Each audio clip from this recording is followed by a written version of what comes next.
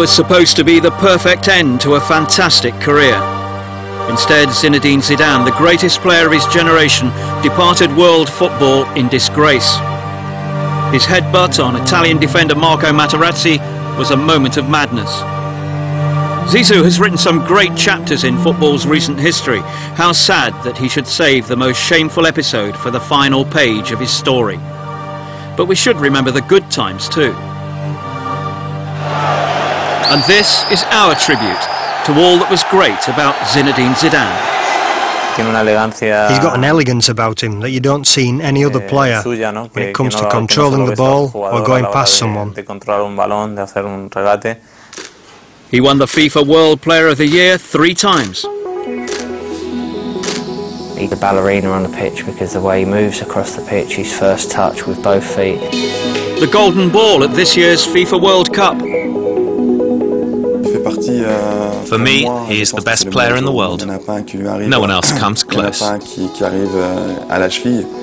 And despite his achievements, he remained modest throughout. I don't consider myself a superstar. La Place de la Tartine is the main square of La Castellane, a poor working-class suburb of Marseille. It's where Zidane, who was the son of Algerian immigrants, first developed his footballing talent and his love of the game.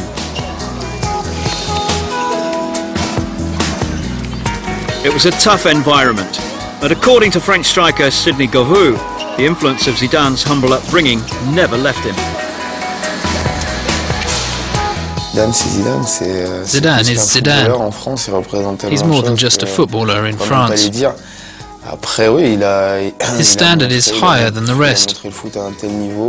He's a source of great pride in France, and he's shown that you can combine a quiet private life with a fantastic career. The highlight came on home soil in 1998 when France hosted the FIFA World Cup. The host's ambitions seemed to revolve around Zidane, who at the time was widely regarded as the best midfielder in the world. He was man of the match in their opening game against South Africa, but in their second, a stamp on the Saudi Arabian midfielder Fouad Amin saw him sent off, putting France's campaign in jeopardy.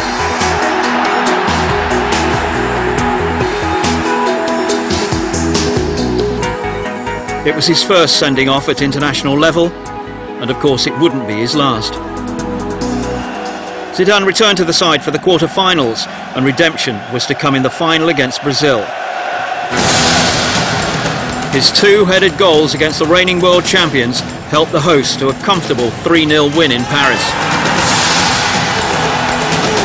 With home advantage, Les Bleus were tipped to do well, but very few considered them as potential winners. Many claimed they lacked a true striker. But as the tournament progressed, it became apparent that with Zizou in the side, anything was possible.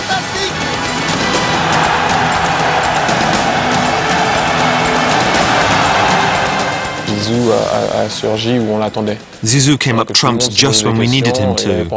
It's true that everyone had been asking questions and saying that he had never scored goals. The team had reached the final, and there he answered those critics. And how he answered them? By scoring twice. 2 headers that the whole world, especially the French public, will never forget. The greatest generation of French players had finally delivered, and 2 years later they went on to become European champions, with Zizou pulling the strings once more. But in a career with many highlights, winning the FIFA World Cup surpasses everything before and after. It's the fondest memory that I have. Prior to that, my best moment in football had been beating AC Milan and all their stars with Bordeaux in the UEFA Cup. Then came the World Cup. The World Cup was something magical for us. To win the World Cup in France,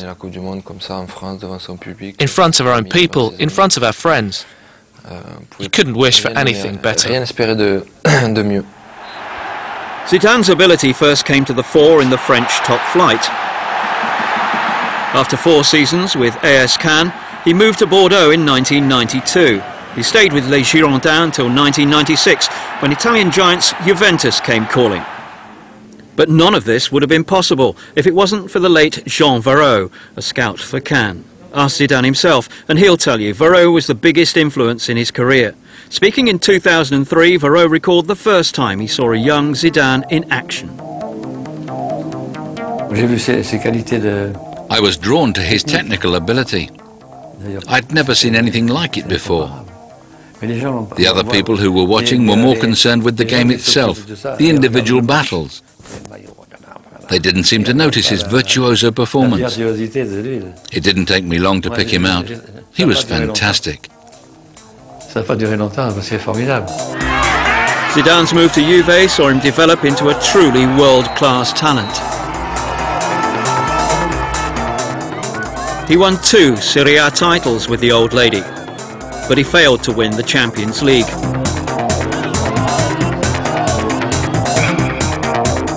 Zidane's quest for more silverware took him to Real Madrid, who paid a world record 75 million euros for his services. The fee was a lot to live up to, even for Zidane, but with Luis Figo, Ronaldo and David Beckham also moving to the Bernabeu, Real president Florentino Perez was determined to sign the world's greatest players. The Champions League arrived in 2002. The Los Blancos have just completed 3 seasons without winning a major trophy. France's coach Raymond Domenech, though, remained an admirer. He's not an out-and-out goal scorer, nor is he a defender really. He links everything together. He especially knows how to bring others into the game. Because of his technique, he's brilliant in every situation. You give him the ball and you know that something's going to happen. He has genius and can get the whole team playing.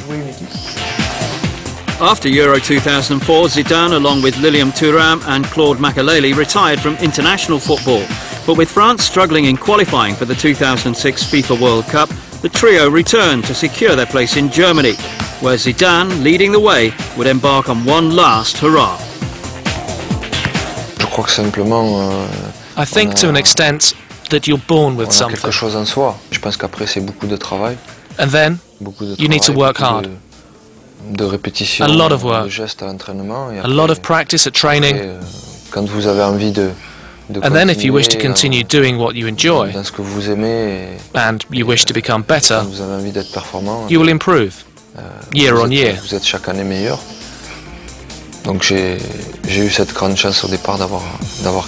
I was fortunate to have this technical ability. It made me stand out from the crowd a little bit. He was the greatest player since Maradona, and as with the Argentine, we should remember the genius rather than the moments of madness. It was a crazy end to a fantastic career.